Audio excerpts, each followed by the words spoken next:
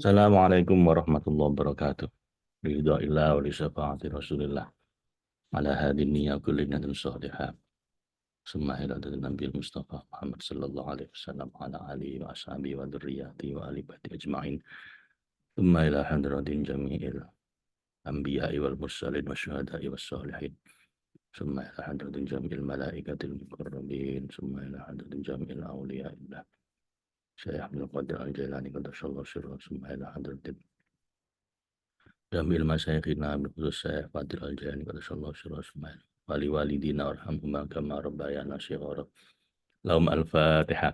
A'udzu billahi minasyaitonir rajim. Bismillahirrahmanirrahim. Alhamdulillahi rabbil alamin arrahmanir rahim maliki yaumiddin. Iyyaka na'budu wa iyyaka nasta'in ihdinas siratal mustaqim. Shiratal ladzina an'amta 'alaihim ghairil maghdubi 'alaihim waladdallin. Amin. Bismillahirrahmanirrahim. Subhanaka la ilma lana illa ma 'allamtana innaka antal alimul hakim. Allahumma anfa'na bima 'allamtana wa 'allimna ma yanfa'una. Raditu billahi rabba wa bil islami dina wa bi Muhammadin nabiyya wa rasulah. Rabbi zidni ilma warzuqni fahma. Amin. Baik Bapak Ibu, kita masih tafsir dulu, tafsir Al-Jailani sampai di jilid yang kedua, surat Yusuf ayat ke-80, halaman 492.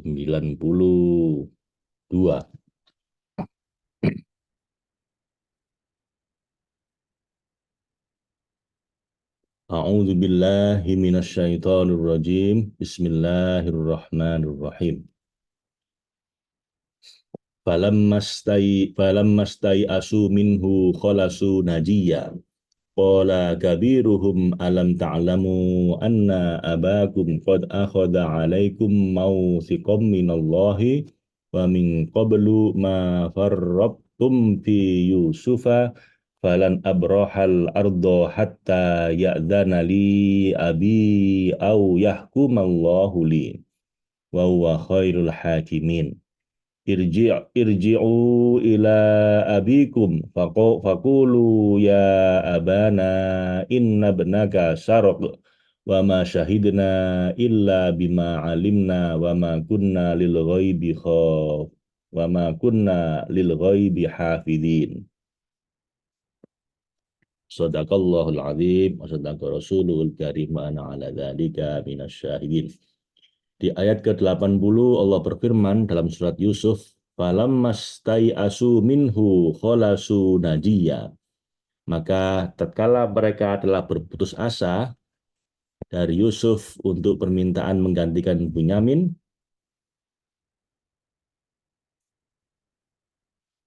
Oh, sebentar, ini kayaknya ayat 79 ya, kita kemarin.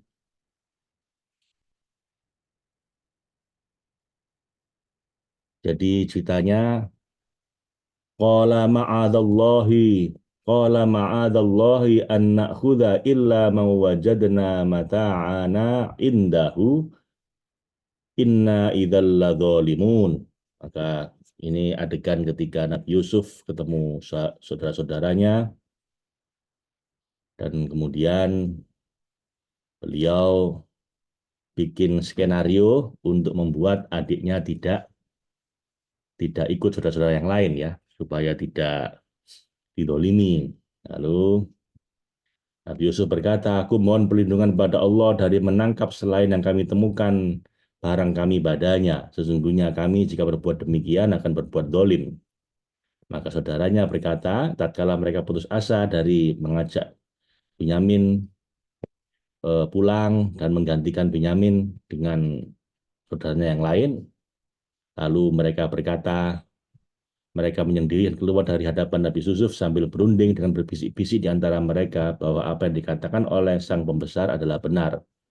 Karena menghukum orang tidak bersalah sebagai pengganti pelaku sebenarnya adalah kezaliman yang nyata. Kemudian saat mereka bertekad untuk tetap pulang dan kehilangan harapan untuk kembali pada Binyamin, qala kabiruhum alam ta'lamu anna abakum qad akhadha 'alaikum mawthiqam minallahi wa min qablu ma farrattum fi Yusuf. Lalu berkatalah yang tertua di antara mereka, yakni Rubel dan Sam'un, tidakkah kamu tahu, wahai kamu yang telah melampaui batas, bahwa ayahmu telah mengambil sumpah darimu dan perjanjian besar agar kamu pulang bersamanya. Dengan nama Allah yang Maha Kuasa dan Maha Mampu untuk menumpahkan kemarahan membalasannya. Dan juga tidakkah kamu malu kepada Allah dan tidakkah kamu ingat sebelum ini pada masa lalu kamu telah menyia-nyiakan haknya Yusuf dengan merendahkannya, menghardiknya, menyiksanya, melemparnya ke dalam sumur, menjualnya sebagai budak, serta perbuatan menyakiti lainnya.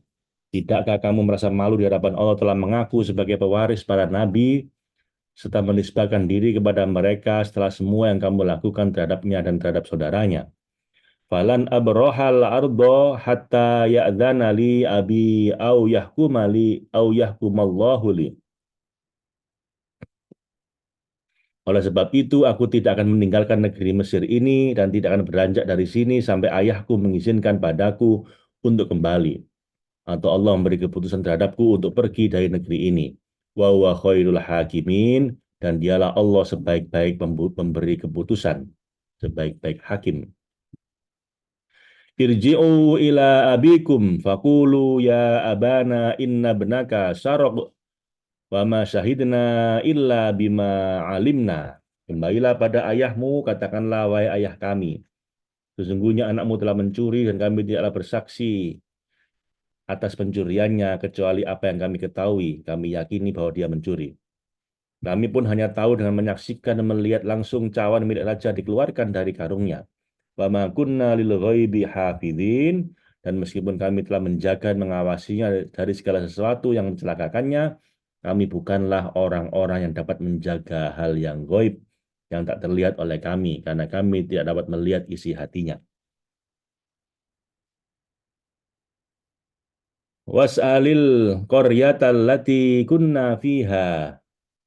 Dan jika engkau tidak mempercayai ucapan kami, wahai ayah, tanyalah penduduk negeri tempat kami berada saat kami mengangkut muatan dan menyiapkan berbagai urusan safar. Walairal lati aqbalna fiha.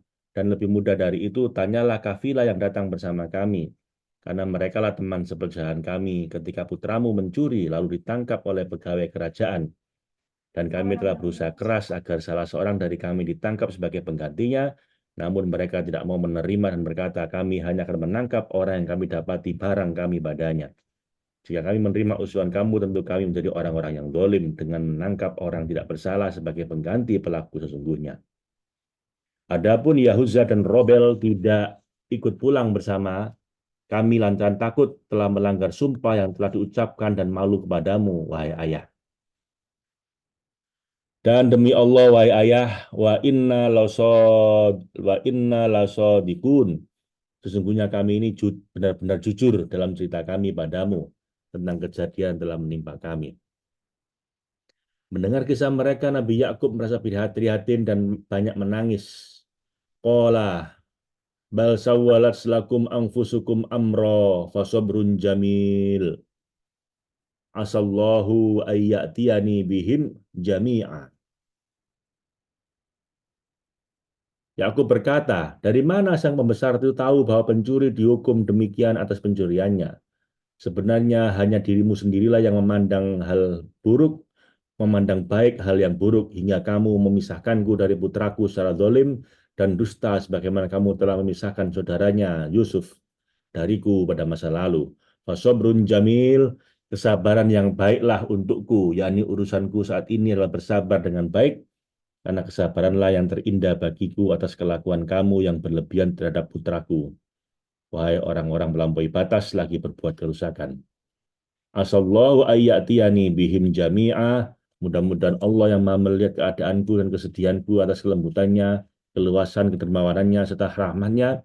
Semoga Allah mendatangkan mereka padaku, yakni Yusuf, saudaranya, dan saudara tertuamu yang tidak kembali bersamamu. Semua mereka bisa berkumpul. Innahu huwal alimul hakim. Sesungguhnya dialah Allah yang maha suci dengan zatnya. Dialah sang maha mengetahui munajat para hambanya dan maha memenuhi hajat mereka. Dan dia pula yang maha bijaksana. dalam segala perbuatannya sesuai dengan kemaslahatan untuk para hambanya. Watawalla anhum wa qala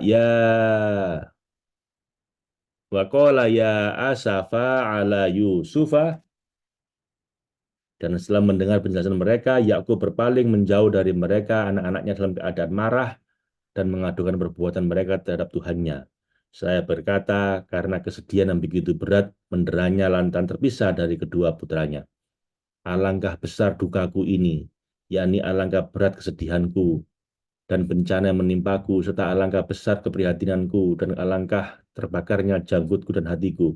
Singkatnya, duhai kematianku, kemarilah, karena tak ada lagi sesuatu antara engkau dan aku yang menjauhkanku darimu dan menjauhkanmu dariku. Atas Yusuf. Dia menyebut Yusuf secara khusus karena dialah bunga cintanya. Meskipun dia masih ragu apakah Yusuf masih hidup dan meyakini kehidupan anak-anaknya yang lain. Wa biyaddat ainahu minal huzni fahuwa kadim. Dan saat kepedihannya telah begitu memuncak dan kesedihannya telah begitu panjang, kedua matanya menjadi putih karena banyaknya kesedihan yang dia rasakan sebelum dan sesudah kehilangan kedua putranya. Maka dia, Nabi Yakub, adalah orang yang menanggung duka yang luar biasa.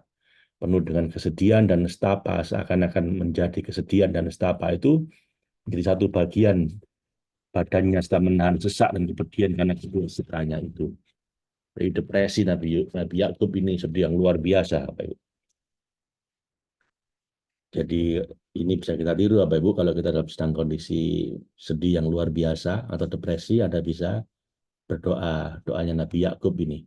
Fasobrun jamil, asallahu ayyatiyahum bihim jami'a innahu huwal hakimul alim. Ketika orang-orang melihatnya sedikit makan dan minum, badannya semakin menyusut, kekuatannya melemah, tidurnya tak nyenyak, dan kesedihannya tak kunjung reda, qalu, mereka berkata dengan heran atas keadaannya dan memperingatkan beliau supaya tidak terlalu sedih. Tallahi tafta'u qalu tallahi tafta'u tadhkuru Yusufa hatta takuna haradon au takuna minal halikin.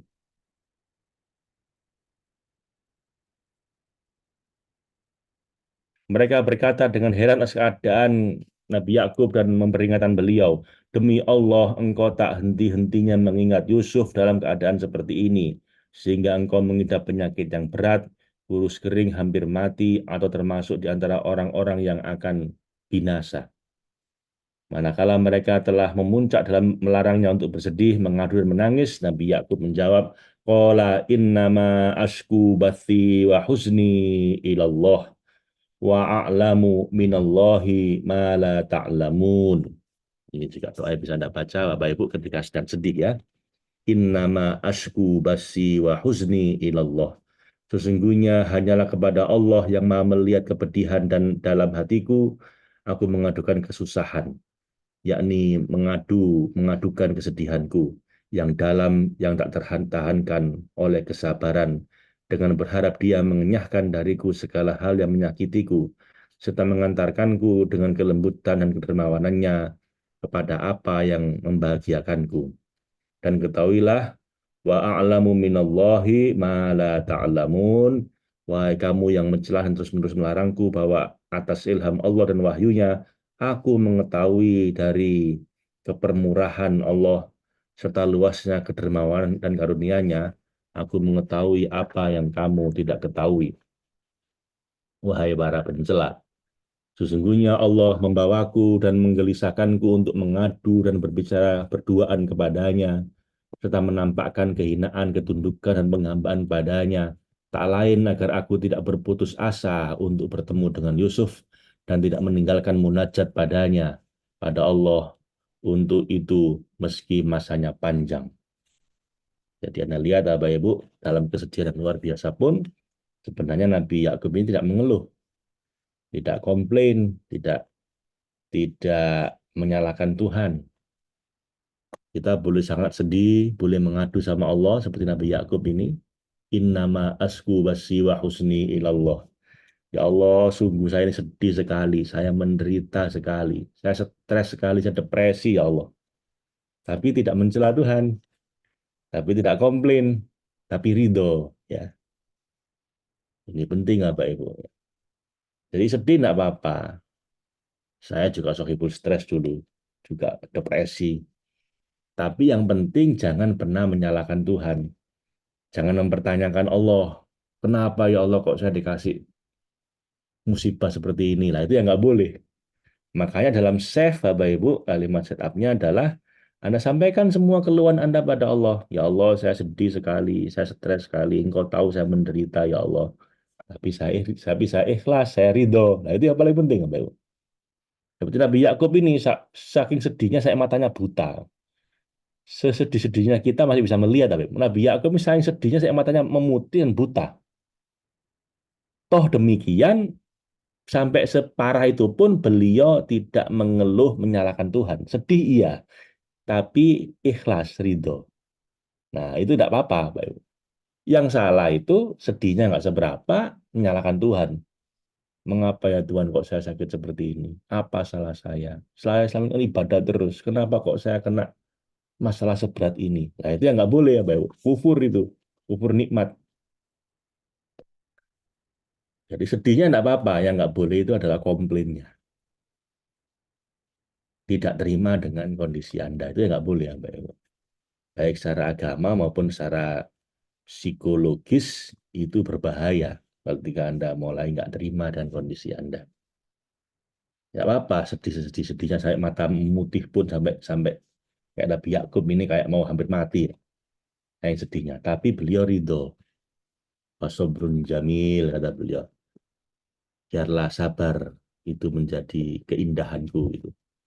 Kemudian saat Nabi Yakub mulai merasa tenang dengan rahmat Allah dan menghirup belayan kasihnya Allah, dia memanggil para putranya dengan penuh kasih sayang agar mereka segera menghadapnya setelah mereka putus asa darinya dan dari belas kasihnya karena mereka telah menunjukkan adab yang tidak baik dalam memperlakukannya dan menimpakannya dengan berbagai kesengsaraan dan kesusahan. Lalu Nabi Yakub berkata, Ya Bani Ya bani yadhabu fatahassasu bi Yusufa wa akhihi wa la tai'asu mir rauhillah. Setelah marahnya reda, setelah sedihnya mulai reda, Nabi Yakub kembali memanggil anak-anaknya, wahai anak-anakku, pergilah ke Mesir sekali lagi. Lalu carilah berita dan periksalah fakta-fakta tentang Yusuf dan saudaranya Binyamin. Dan jangan kamu berputus asa dari rahmatnya Allah, wahai anak-anakku, wala asu mirrauhillah. Jangan putus asa dari rahmatnya Allah dan pertolongannya. Tutur Nabi Yakub untuk menggembirakan anak-anaknya. Karena kita, golongan para nabi, tidak patut berputus asa dari karunia dan kedermawanan Allah dalam kondisi apapun. Innahu la yai'asu mirrauhillah illal qaumul kafirin. Sesungguhnya tidaklah berputus asa dari rahmat Allah setelah kesempurnaan kuasa dan luasnya kedermawanannya Allah, melainkan kaum kafir. Tidak putus asa dari rahmat Allah kecuali orang kafir yang tertutup dengan awan hitam, hawa nafsu batil mereka terhadap matahari kebenaran yang berada dan beredar dan bertajalli di seluruh penjuru, serta melimpahi mereka curahan karunia dan kemurahan menurut kadar penerimaan dan kesiapan mereka. Jadi jangan tai asu. Tai asu itu apa? Kotoran anjing ya, Indonesia ya. Dalam bahasa Arab, tai asu itu putus asa. Jadi orang putus asa kayak tai asu apa itu? Kayak kotoran anjing. Wala tai asu mir rauhillah. Janganlah berputus asa dari rahmatnya Allah. Innahu la yai asu mir rauhillah illal qaumul kafirin. Illal qaumul kafirun. Tidak putus asa dari rahmatnya Allah kecuali orang-orang kafir. Karena itu kamu tidak boleh berputus asa dari rahmat Allah dalam berbagai kondisi. Namun yakinlah bahwa miliknya lah kuasa mengatur, kemampuan penuh dan kehendak sempurna atas apa yang tak terlihat oleh mata, tak terdengar oleh telinga, dan tidak pula terpetik dalam lubuk hati. Kemudian saat mereka membulatkan tekad untuk pergi ke Mesir sekali lagi atas izin ayah mereka, Mereka pun berangkat dari hadapan ayah mereka dan menempuh perjalanan hingga ke Mesir. Falamma dakhalu alaihi qalu. Lalu ketika mereka telah masuk ke tempatnya Nabi Yusuf, mereka berkata terlebih dahulu, Ya ayyuhal azizu, massana wa ahlana durru, wa ji'na bibidha'atin muzjatin, fa'aufilanal kaila. Mereka berkata terlebih dahulu, wahai Tuhan pembesar, kami dan keluarga kami telah ditimpa kesengsaraan, yakni paceklik dan kelaparan yang hebat, dan kami datang membawa barang-barang tak berharga yang sedikit dan buruk. Maka sempurnakanlah takaran untuk kami dan atas kemuliaan dan kebaikanmu. Fa'aufi lanal kaila wa tasaddaq alaina. Dan selanjutnya mereka berkata, bersedekahlah kepada kami dengan mengembalikan saudara kami kepada ayahnya yang amat bersedih. Dia, ayah kami, hampir saja mati karena kesedihan dan kepedihan hatinya. Innallaha yajzil mutasaddiqin. Sesungguhnya Allah Maha membalas perbuatan hambanya yang memberi sedekah, yakni orang-orang mukmin di antara mereka dengan balasan yang baik dan tidak ada balasan yang lebih baik dari balasannya Allah. Mendengar penderitaan dan kepedihan serta kesedihan ayahnya, serta memutihnya mata beliau, menusutnya raga ayahnya dan dalam keadaan hampir mati ayahnya itu, Nabi Yusuf mulai membuka identitasnya kepada mereka dengan berkata, Qala hal alimtum ma fa'altum bi Yusufa wa akhihi. Yusuf berkata untuk membuka keburukan dan mencela saudaranya. Tahukah kamu sekalian, wahai para perusak dan pelaku kejelekan, apa yang telah kamu lakukan terhadap Yusuf dan saudaranya berupa bentakan, penghinaan, pukulan, cercaan, pokoknya membuli ya, membuli Yusuf dan saudaranya, dan berbagai kelakuan tak terpuji lainnya.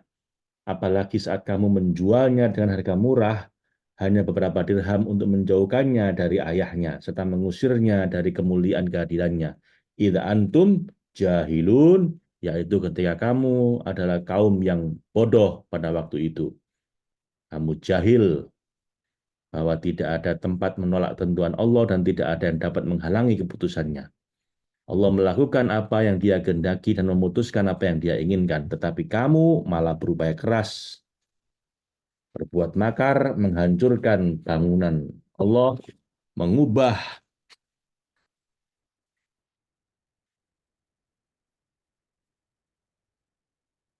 mengubah kehendaknya, menolak ketetapannya dan menentangnya dan keluar dari hadapannya Allah. Setelah mendengar itu, para saudaranya kaget. Qalu a'innaka la anta Yusuf.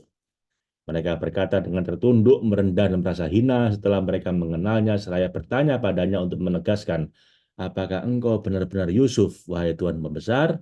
Qala ana Yusufu wa hadza akhi qad mannallahu alaina. Nabi Yusuf menjawab, akulah Yusuf bin Yakub yang dahulu kamu perlakukan dengan begini dan begitu, yang kamu dolimi, dan inilah saudaraku Binyamin yang seayan seibu denganku. Qad mannallahu alaina, sesungguhnya Allah telah melimpahkan karunia-Nya pada kami dan melindungi kami dari kejahatanmu, perilaku rendahmu, serta berbagai siksaanmu.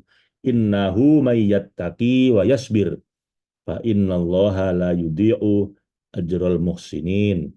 Sesungguhnya barang siapa yang menjaga diri terhadap apa yang Allah haramkan, serta segala sesuatu yang tidak diridhoinya, dan bersabar atas ketetapan yang berlaku, maka sesungguhnya Allah yang Maha mengawasi dan melihat segala kondisi hambanya, tidak akan menyia-nyiakan dan tidak mengurangi pahala orang-orang yang berbuat baik, yang beradab baik kepada Allah dan menyembahnya seakan-akan mereka melihatnya. Jadi terbukalah Bapak Ibu semua rahasia itu disampaikan Nabi Yusuf. Tatkala aib kejelekan, berbagai penyesalan kesedihan mereka telah tampak, qalu tallahi laqad atharakallahu alaina. Lalu saudaranya berkata dengan tertunduk malu, merendah dan bersumpah menegaskan, demi Allah, wahai saudara kami, sungguh Allah benar-benar telah melebihkan engkau dan memilihmu di atas kami, serta telah memperlihatkan pada engkau dalam tidurmu matahari, bulan, dan planet-planet yang dikenal bersujud pada engkau. Cukuplah itu semua menjadi bukti atas kecakapan dan keterpilihanmu atas kami, sedangkan ayah kita telah mengetahui kecerdasan, kesempurnaan ilmu, dan keutamaan dirimu, sehingga beliau lebih mencintai dan menyayangimu. Wa in kunna la khotiin, dan sesungguhnya kami ini benar-benar telah bersalah. Mulai insaf saudara Nabi Yusuf ini, Bapak Ibu, kami pernah menghinamu, ingin mencelakakanmu, memukulimu, serta menyakitimu, dan bersalah pula dengan berupaya untuk menolak kehendak Allah dan kesempurnaan hikmahnya dan kuasanya. Demikian juga dengan perilaku kami menyakiti ayah dengan memisahkanmu darinya, serta menimpakan beliau berbagai bencana dan derita hingga matanya memutih gara-gara itu. Sekarang perkara ini ada di tanganmu. Sungguh kami orang-orang yang memang bersalah telah berbuat dolim, mengakui kesalahan kami. Pilihan ada pada dirimu dan kami menyesali perbuatan kami. Wahai Yusuf, melihat penyesalan, rasa malu, putus asa, dan keterhinaan saudara-saudara mereka, saudara-saudaranya, maka Nabi Yusuf pun berkata, Qala la tathriba alaikumul yaum. Nabi Yusuf berkata pada mereka untuk menghibur mereka dan menyucikan jiwanya sendiri sesuai dengan kecakapan fitrahnya. Tidak ada lagi celaan dan cercaan terhadap kamu sekalian dariku dalam keadaan apapun. Apalagi al-yauma yaghfirullahu lakum. Pada hari ini ketika kamu meminta maaf padaku, ketahuilah aku memaafkan kamu, serta tidak menuntut hak-hakku atasmu, dan kubebaskan kamu dari segala tuntutan, dan mudah-mudahan Allah pun mengampunimu setelah kamu memohon ampun padanya dengan ikhlas. Wa huwa arhamur rahimin, dan dialah yang maha suci, Allah sang paling penyayang di antara para penyayang. Karena semua penyayang berasal dari bayangan kasih sayangnya yang meliputi segala sesuatu. Pada akhirnya Bapak Ibu happy ending. Semua dimaafkan sama Allah. Tapi kenapa sih kok ada drama separah ini gitu ya? Pada akhirnya Nabi Yusuf akan ketemu menikah juga dengan Zulaikha. Tapi kenapa harus sempat menahan diri sebegitu berat? Zulaikha pun juga begitu. Menahan cintanya dengan sedemikian menderita. Nabi Yusuf pun dipenjara dulu. Pada akhirnya menikah juga gitu. Begitu juga saudara-saudaranya. Pada akhirnya ya dimaafkan sama Allah. Tapi kenapa kok sampai terjadi drama yang begitu menyengsarakan sampai ayahnya Nabi Yakub buta, saking sedihnya. Nabi Yusuf menahan rindu pada ayahnya. Kenapa semua ini terjadi, Bapak Ibu? Kenapa Allah bikin skenario yang sebegitu dramatis gitu ya? Toh pada akhirnya semua dimaafkan. Nah itulah, Bapak Ibu. Ya karena memang kehidupan di dunia ini cuma masalah ujian saja. Ya toh? Tabarakalladzi biyadil mulku wa huwa ala kulli syai'in qadir alladzi khalaqal mauta wal hayata liyabluwakum ayyukum ahsanu amala.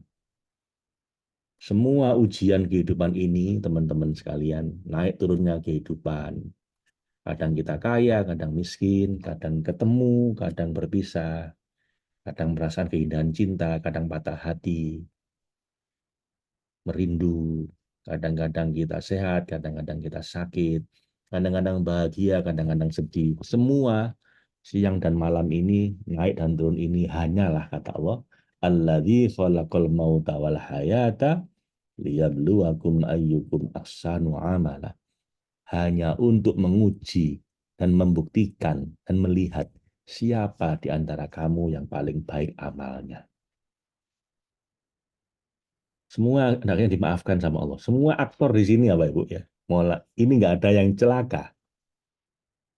Dari yang berbuat jahat maupun yang berbuat baik, semua dimaafkan, diridhoi sama Allah pada akhirnya.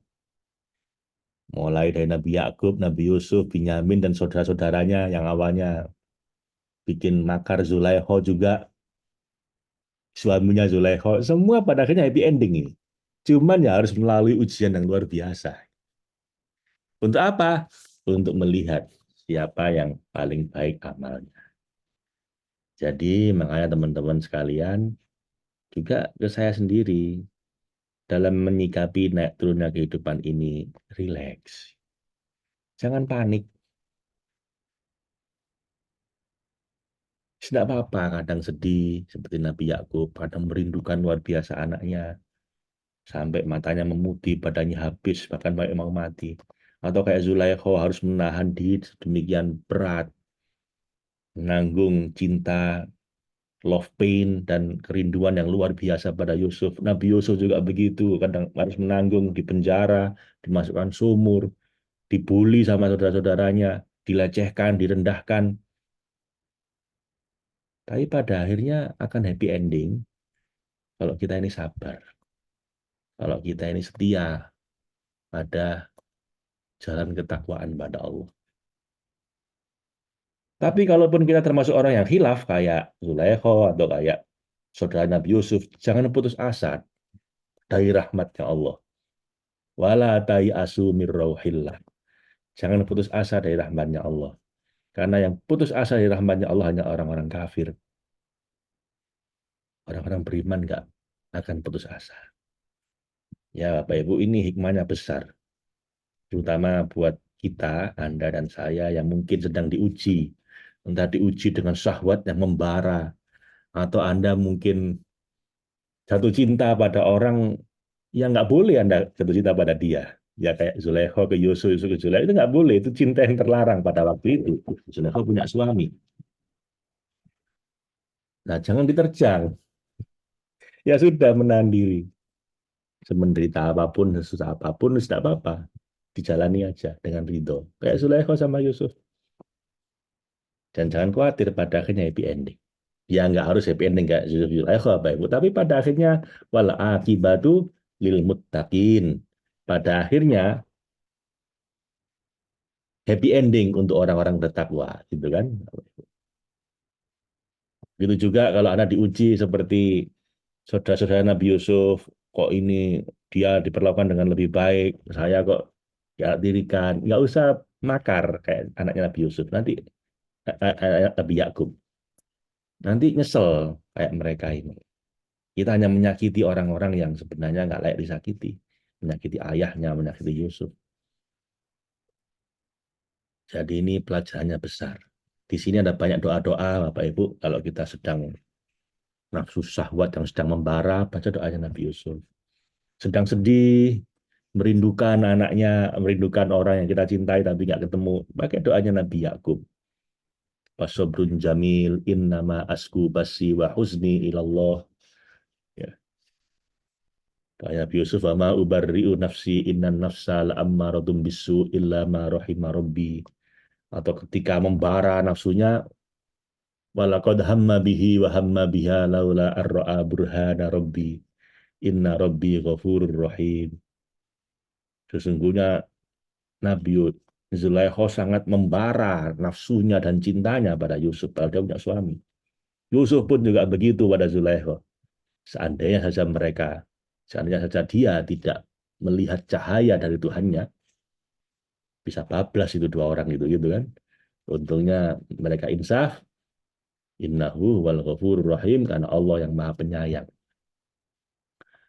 Kesimpulannya apa Ibu dari cerita Nabi Yusuf ini? Fasobrun jamil, sabar, ikhlas, ridho, apapun yang terjadi, semua akan berlalu, dan insya Allah semua akan husnul khotimah. Percayakan pada Allah, yaghfirullahu lakum wa huwa arhamur rahimin. Semoga Allah mengampuni kamu semua. Ini enggak pemaaf ya. Jangan pakai dendam. Nabi Yusuf ini kurang menderita apa? Disia-siakan sama saudaranya. Tapi begitu pun juga beliau tetap berbuat baik pada mereka, memaafkan mereka. Kenapa? Wa huwa arhamur rahimin. Niru kasih sayangnya Allah. Dia sebaik-baik penyayang dari semua penyayang. Seru ya Bapak Ibu ya. Setelah drama yang luar biasa, pada akhirnya happy ending ini. Setelah mereka tenang dengan diterimanya permintaan maaf mereka dan hilangnya rasa takut dari pikiran mereka, Yusuf pun memerintahkan mereka untuk pergi kepada ayahnya guna mengenyahkan kepedihan mendalam dari sang ayah. Dan dia berkata, idhabu bikomisi hada. Pergilah kamu, wahai saudara-saudaraku, dengan membawa gamisku ini, yang saat ini sedang dipakai, lalu dilepas dan dilipatnya tanpa dibersihkan dan dicuci terlebih dahulu. Fa'alku fa Fa'alquhu ala wajhi abi ya'ti basiro. Lalu usapkanlah ke wajah ayahku jubahku ini, nanti dia akan melihat kembali seperti sebelumnya, seperti sebelum kehilangan penglihatan. Waktu ni bi ahlikum ajmain, dan setelah beliau sehat, bawalah semua anggota keluargamu, yakni semua wanita, anak-anak, pelayan termasuk ayah kita, dan semua pembantumu, untuk ikut denganmu semuanya, bawalah ke sini kepada aku. Ini berakhir dengan happy ending, Bapak Ibu ya. Alhamdulillah, nanti adegan berikutnya adalah ketika Nabi Yakub mulai mencium baunya Nabi Yusuf dari kejauhan. Ya. Kadang-kadang aneh loh, oh sakit buta kok disembuhkan dengan ngusap gamis gitu. Kan aneh loh. Nah, makanya Anda jangan apa ya, kadang-kadang loh ini apa namanya, ini kan nggak masuk akal. Kan cukup berdoa saja cukup. Ngapain pakai bawa gamis kemudian diusapkan ke kepalanya Nabi Yakub itu. Lah ya itulah, semua itu hanya wasilah, Pak. Ini minumkan air ini pada beliau, bukan airnya ini yang sakti. Ini kamu bawakan bajuku, suruh bau bajunya gitu. Kan kadang-kadang nggak masuk akal, jangan-jangan kenik gitu kan. Ini apa ini kayak kenik? Bukan itu, esensinya itu semua dari Allah, Pak. Sedangkan hal-hal yang kadang-kadang nggak masuk akal ini, itu hanya wasilah. Itu hanya wasilah. Seperti Nabi Yusuf ini, kan beliau bisa sebagai Nabi langsung berdoa saja, kemudian ayahnya sembuh. Tapi kenapa kok pakai ini? Bajunya dilepas, masih bau keringat beliau, ini kasihkan abah, kasihkan ayah, tolong diusap kepala beliau, wajahnya dengan bajuku ini. Nanti sembuh. Wah, kan nggak masuk akal. Kalau zaman sekarang mungkin, wah jangan-jangan ini apa, hal-hal yang menyalahi syariat. Kan nggak masuk akal. Sembuh ya pakai obat, ini kalau pakai baju diusapkan ke muka. Nah, ini harus sadari apa ya Bu, gini-gini ini hanya wasilah semua. Semuanya dari Allah, cuman caranya bisa macam-macam. Kadang-kadang nggak masuk akal. Masa orang buta disembuhkan dengan apa? Mengusap baju gamis. Tapi itulah ilmunya para nabi yang nggak masuk akal itu terjadi apa ya. Kita sambung nanti besok insya Allah dengan ayat ke-94 dari surat Yusuf. Jadi kita sampai ayat 93 sekarang ya. Shadaqallahul adzim wa sadaqa rasuluhul karim wa ana ala dzalika minasyahidin. Allahumma arhamna bil Qur'an waj'alhu lana imama wa nura wa huda wa rahma. Allahumma dzakirna minhu ma nasina wa 'allimna minhu ma jahilna warzuqna tilawatahu ana al-laili wa adrafan nahar waj'alhu lana hujjatan ya rabbal alamin. Ada yang tanya audio, nggak ada, nggak kelihatan, nggak kedengaran blas. Lah ini Pak Muzamil, tempat Anda yang bermasalah, bukan tempat saya. Kenapa? Karena yang lain bisa dengar. Kalau semua nggak kedengaran, berarti di mic saya. Tapi kalau semua kedengaran, tapi Bapak yang nggak kedengaran, lah ini perlu diperiksa laptopnya. Tadi di saya juga nggak berbicara, nggak bisa untuk Oh, ada yang ngomong tadi. Saya mute semua ya. Ya, tolong diperiksa, mungkin minta tolong ke anaknya atau siapapun yang bisa bantu di tempat Anda, Pak Muzamil ya. Alhamdulillah udah bisa, sip. Pak Faiz, betapa besar maafnya setelah ketemu Chef Healing, Happy Oh manfaatnya. Chef Healing, saya bersyukur yang selama ini hanya minta-minta dan minta pada Allah, namun sering lupa, begitu sudah diijabah, lupa bersyukur. Lah itulah manusia, Pak Ibu, minta sukanya, bersyukur lupa.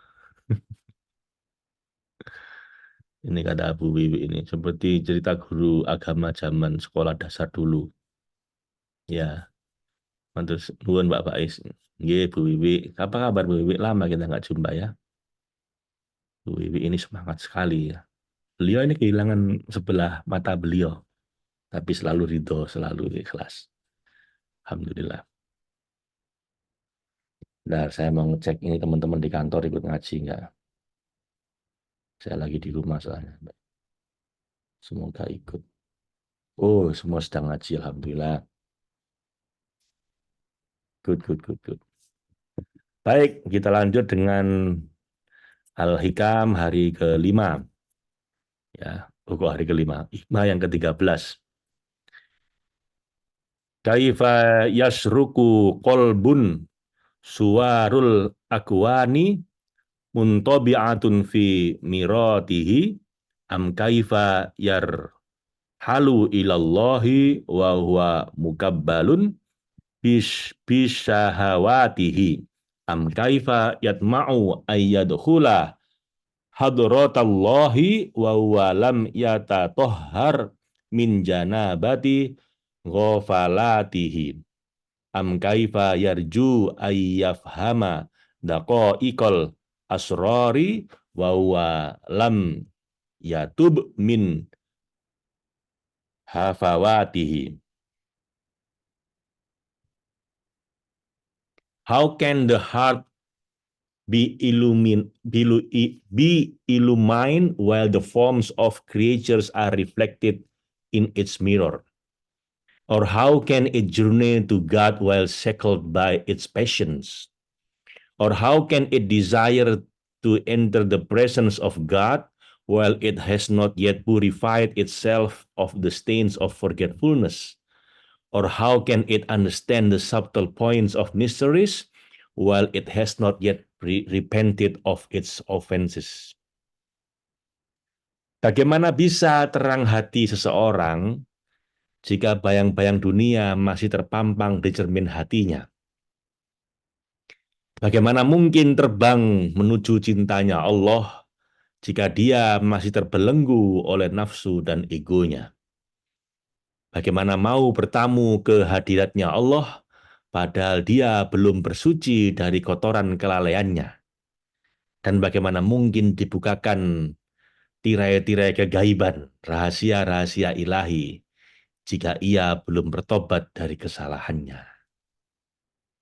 Nah, ini Bapak Ibu Ibnu Athaillah As-Sakandari Sohibul Hikam ini mengingatkan ke kita bahwa penghambat terbesar kita untuk sampai pada Allah itu ya diri kita sendiri.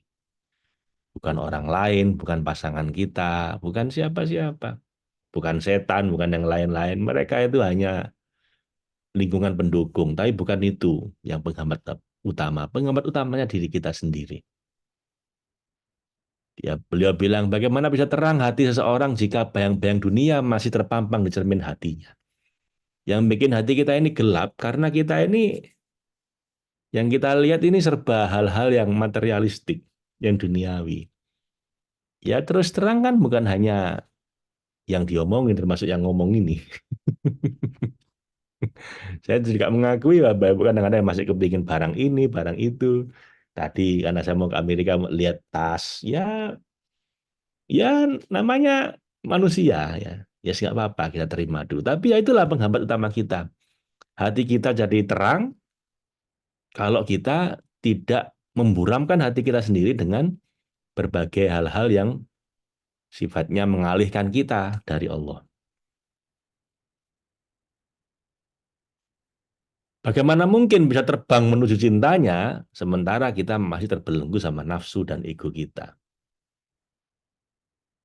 Kita masih suka dipuji orang, sedih kalau dicaci. Kita masih suka apa anggapan orang tentang saya. Atau nafsunya masih banyak, masih hobi apa ya hal-hal yang sifatnya memuaskan hawa nafsu. Ya susah untuk naik menuju cintanya Allah. Ya kita harus akui ya Bapak Ibu, penghambat utama kita untuk menjemput cintanya Allah adalah karena kita masih cinta dengan diri kita sendiri, dengan nafsu kita, dengan ego kita. Begitu bisa melepaskan itu ya lebih gampang untuk mendapat cintanya Allah. Bagaimana mau bertamu ke hadiratnya padahal kita belum bersuci dari kotoran kelalaian. Jadi belum mandi junub dari kotoran kelalaian. Tadi itu istilahnya begitu. Kamu masih belum mandi junub, kamu mau bertamu pada Allah. Ya susah gitu. Kita sholat aja harus mandi junub dulu kan. Begitu juga hati kita juga perlu mandi junub ini. Karena sering lalai. Jadi susah bertamu padanya. Atau bagaimana mungkin kita itu ingin ma'rifat, ingin wusul sampai pada Allah, tersingkap tirai-tirai kegaiban, kasyaf menuju Allah. Sementara kita belum bertobat dari kesalahan-kesalahan kita. Kenapa nggak berkunjung bertobat? Ya karena masih nikmat menikmati kesalahan-kesalahan kita. Masih susah lepas dari itu. Masih kecanduan dengan hal-hal yang sedang kita sukai. Jadi kecanduan nggak hanya kecanduan rokok, kecanduan narkoba. Kita banyak kecanduan dengan banyak hal yang lain. Attachment, jadi melekat dengan hal-hal yang menghalangi kita menuju Allah.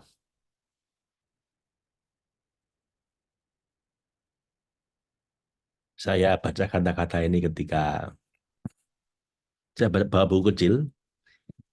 Buku kecil isinya adalah quote dari Maulana Rumi, ya, sang guru tentang cinta ilahi. Itu saya lagi riado sama Habib Idrus, saya baca buku kecil itu.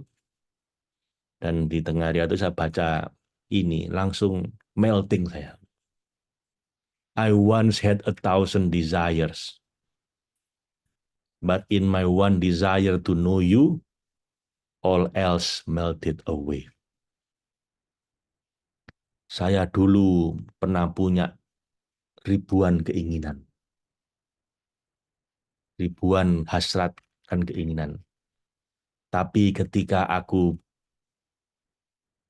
berharap untuk mengenalmu, ya Allah, tiba-tiba semua hasratku itu melted away. Langsung luntur, langsung luluh lantak. Apa yang dirasakan dengan dengar ini? Kalau saya begini, saya ini dulu kan kemana-mana ya. Been there dan that ya. Keliling dunia kemana-mana, ke sekolah mana macam-macam. Pernah kaya, pernah ya bukan pernah ya. Saya pun sekarang masih masih lumayan. Artinya udah ngerasakan macam-macam lah. Kepingin macam-macam dan macam-macam. Tapi pada akhirnya semua itu luntur dulu lantak. Melted away. Kayak es itu mencair. Semua keinginan saya itu tiba-tiba hilang semuanya. Begitu ingin mendapatkan cintanya Allah. Tiba-tiba yang lain ini jadi nggak penting. I once had 1,000 desires, but in my one desire to know you, all else melted away. Makanya Bapak Ibu, kalau saya ada orang punya masalah atau mau terapi ke saya, gelisah karena masalah uang, stres gara-gara masalah suami, bingung karena gara-gara nggak lolos jadi caleg, jadi anggota DPR, stres gara-gara ini, itu, macam-macam. Resep saya cuma satu. Bawa aja orang ini untuk jatuh cinta sama Allah. Nanti tiba-tiba dia nggak berhasad dengan yang selain itu.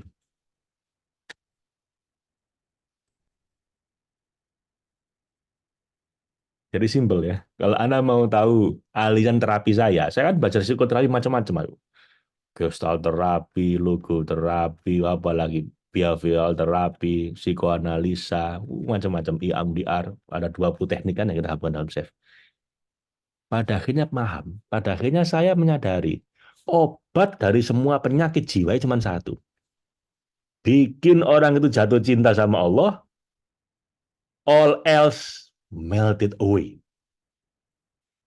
Bikin orang itu hatinya langsung terpukau dengan cintanya Allah, merasakan indah cintanya Allah, nanti otomatis semua masalah jadi nggak penting.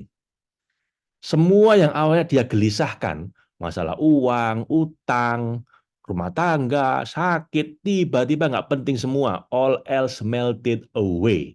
Tiba-tiba semua gangguan jiwanya, semua goncangan psikologisnya, kesumpekan, keruwetan, hatinya bingung, stres, macam-macam itu, tiba-tiba hilang. Tiba-tiba jadi nggak penting. Begitu ada terobsesi dengan cintanya Allah, tiba-tiba yang lain hilang.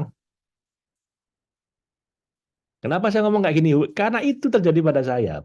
Saya ini kan sebagai stres, saya depresi. Bertahun-tahun, puluhan tahun, bahkan setelah saya menemukan SAFE pun, saya masih kadang-kadang dihantui oleh itu.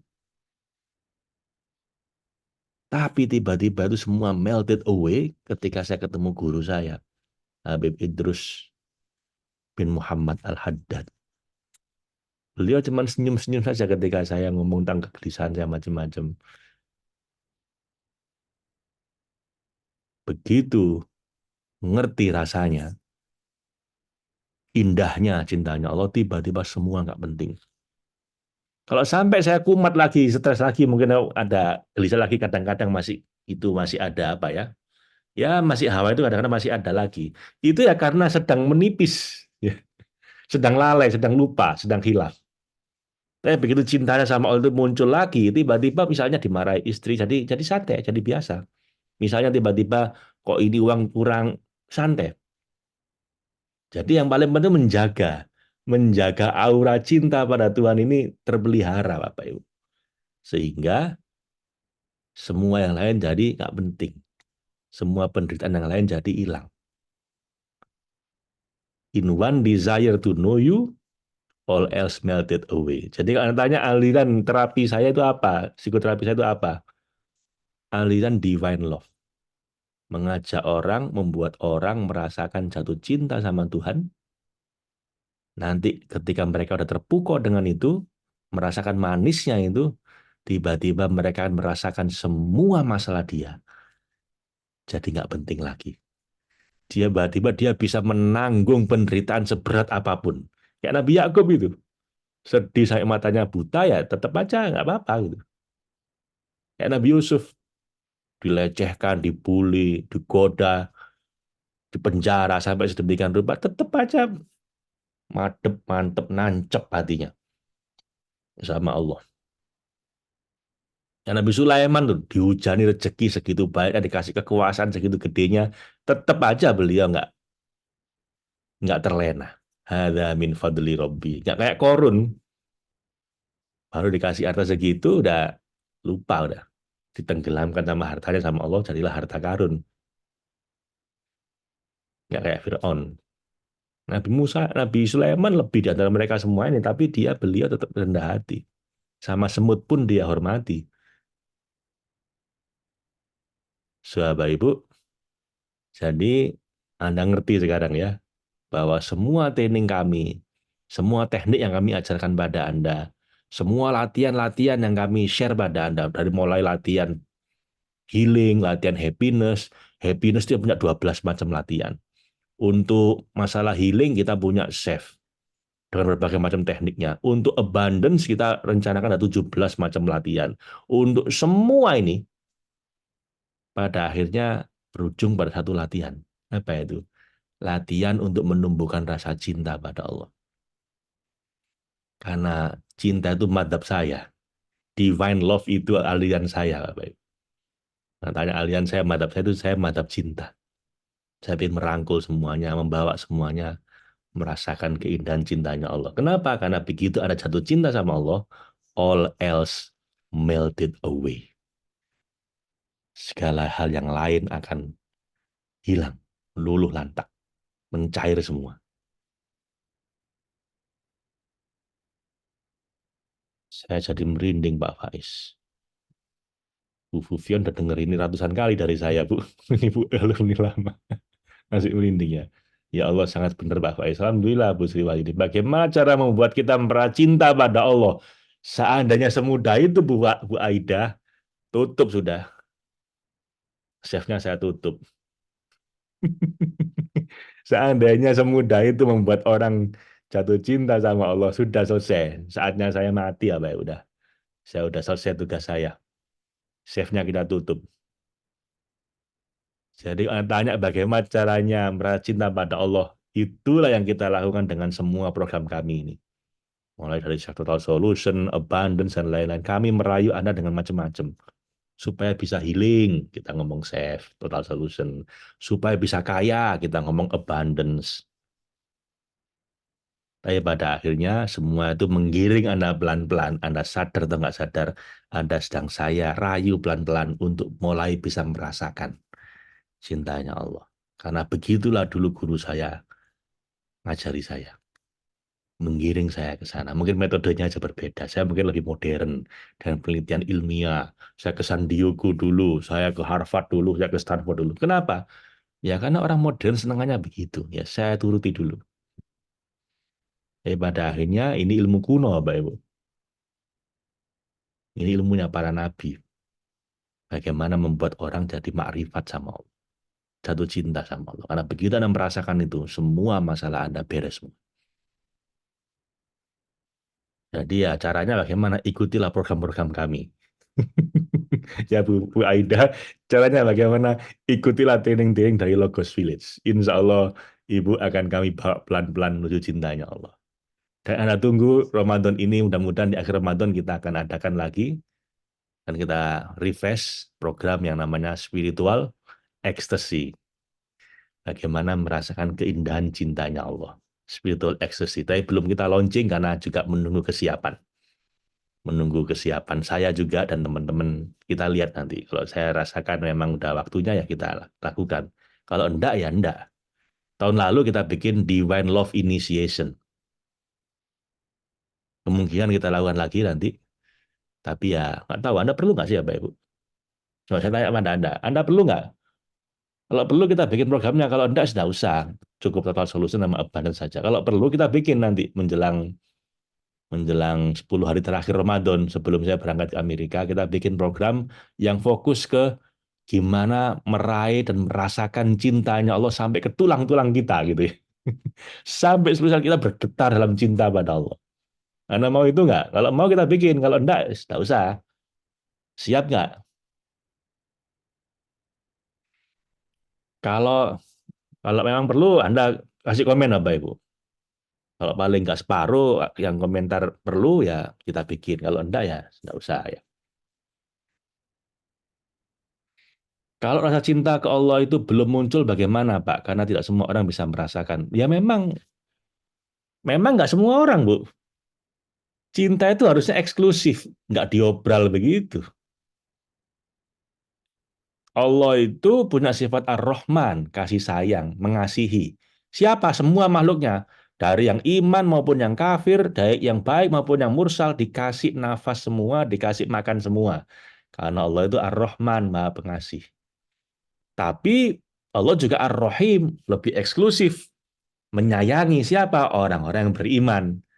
Lah ini orang-orang kafir nggak dikasih Ar-Rahim, tapi dikasih Ar-Rahman. Nah, Ar-Rahim lebih eksklusif, lebih sedikit. Dari 7 miliar manusia cuma sekitar berapa? 1,5 miliar mungkin yang beriman.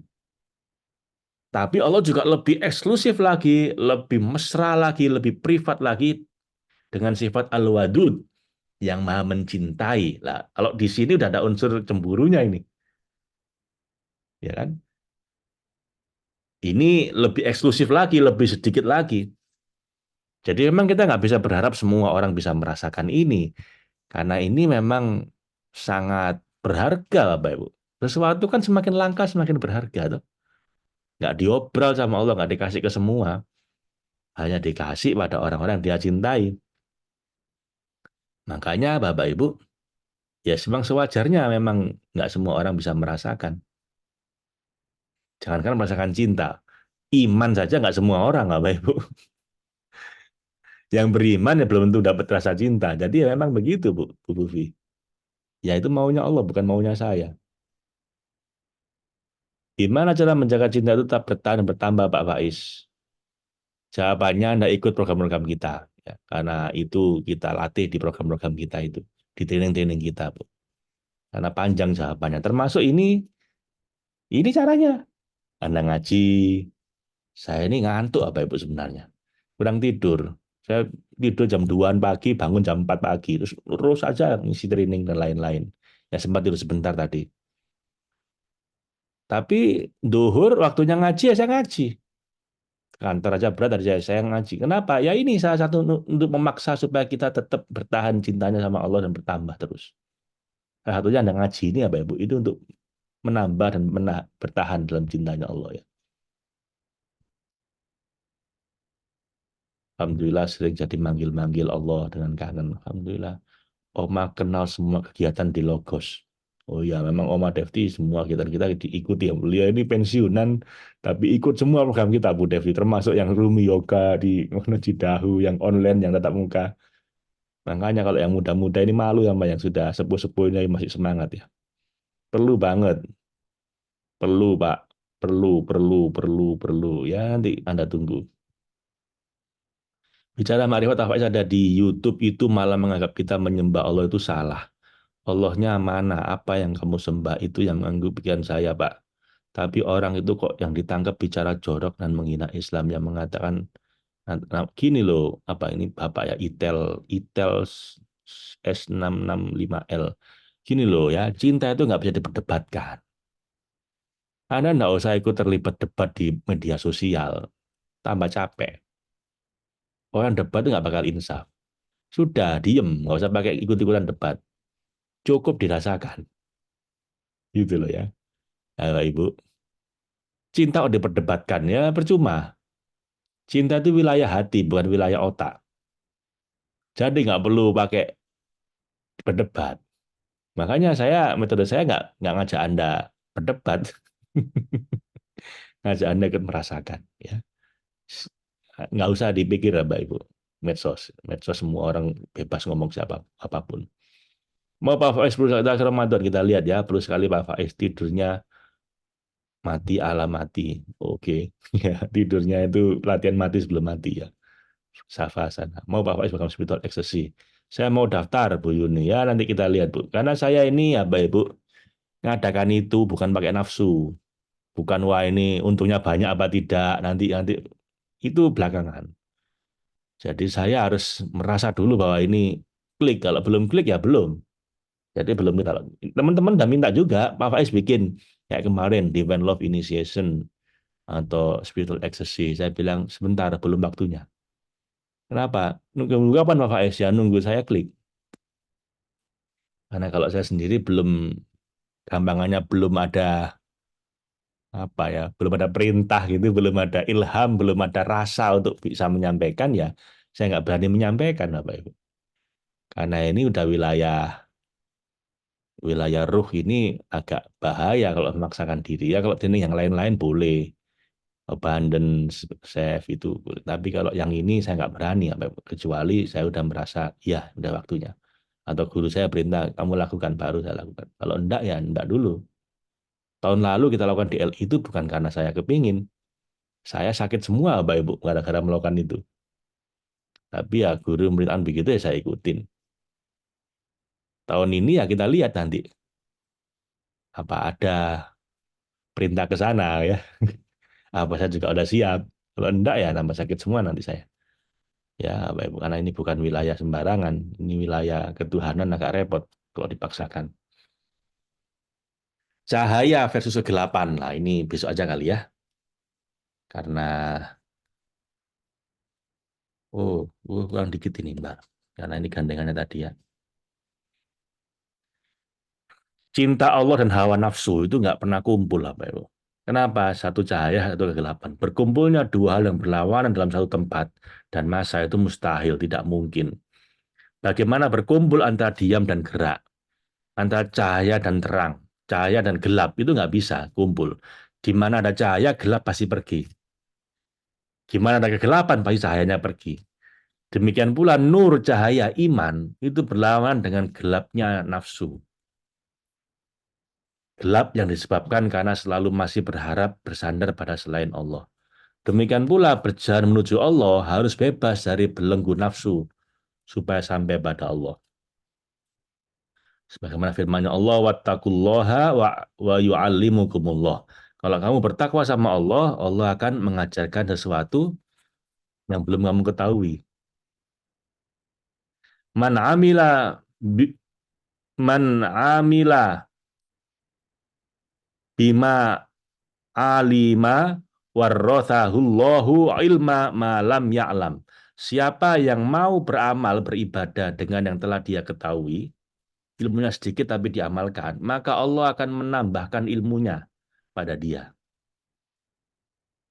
Ini Imam Ahmad bin Hambal dengan ilmu ladunia. Imam Ahmad bin Hambal bertemu dengan Ahmad bin Abil Hawari, maka berkata Ahmad bin Hambal, ceritakanlah pada kami apa yang pernah kau dapatkan dari gurumu Abu Sulaiman. Lalu Ibnu Hawari membaca sholat Subhanallah, tetapi tanpa rasa kekaguman. Setelah dibaca oleh Ahmad bin Hambal Subhanallah, maka berkatalah Ibnu Abil Hawari, aku telah mendengar guruku Abu Sulaiman berkata, apabila jiwa hati manusia benar-benar berjanji akan meninggalkan semua dosa, niscaya akan terbang ke alam malakut, ke alamnya para malaikat. Kemudian kembali membawa berbagai ilmu hikmah tanpa berhajat kepada guru. Jadi kalau kita ini tobat, udah tekad meninggalkan semua dosa, nggak pakai guru pun diajari sama Allah. Ahmad bin Hambal setelah mendengar keterangan itu langsung bangkit, bangun berdiri, dan duduk di tempatnya berulang 3 kali, lalu berkata, belum pernah aku mendengar keterangan serupa ini sejak aku masuk Islam. Maka ia puas dengan dan gembira menerima keterangan itu. Kemudian ia membaca hadis, man amila bima alima warasallahu ilma ma lam ya'lam. Hadis tadi itu. Siapa yang dengan ilmu yang sedikit itu dia beramal, dia laksanakan, maka Allah akan mewariskan padanya ilmu yang lebih banyak yang sebelumnya belum dia ketahui. Jadi intinya Bapak Ibu, ini memang berat. Saya pun nggak selalu berhasil, bahwa intinya adalah kalau kita dengan ilmu yang sedikit kita amalkan dengan kesungguhan hati, kita rela bertobat, rela meninggalkan semua nafsu, semua ego kita menuju pada Allah, maka kita akan diajari langsung sama Allah. Dapat ilmu ladunni, min ladunna ilma gitu ya. Masuk alam malakut gitu ya. Masuk alamnya malaikat. Akan diajarkan ilmu yang nggak pernah, yang belum pernah kita dapatkan di tempat yang lain. So, mari kita berdoa Bapak Ibu, semoga saya, Anda semua, kita semua, karena saya pun juga bergulat dengan ini. Kita semua dikaruniai oleh Allah kerelaan hati, meninggalkan semua hal yang Allah nggak suka, semua dosa, terutama ego dan nafsu kita. Dengan niat, semoga dengan demikian, kita bisa menjemput cahaya cintanya Allah. Ala hadin niyah kulli niyatin sholihah liridhaillah li syafaati Rasulillah. Al-Fatihah. A'udzu billahi minasyaitonir rajim. Bismillahirrahmanirrahim. Alhamdulillahirabbil alamin arrahmanir rahim maliki yaumiddin. Iyyaka na'budu wa iyyaka nasta'in ihdinas siratal mustaqim siratal ladzina an'amta 'alaihim ghairil maghdubi 'alaihim waladdallin amin. Rabbana atsmim lana nurana waghfir lana innaka 'ala kulli syai'in qadir. Sallallahu ala sayyidina Muhammadin wa ala alihi wasallam. Alhamdulillah walhamdulillah walhamdulillahi rabbil alamin. Assalamualaikum warahmatullahi wabarakatuh.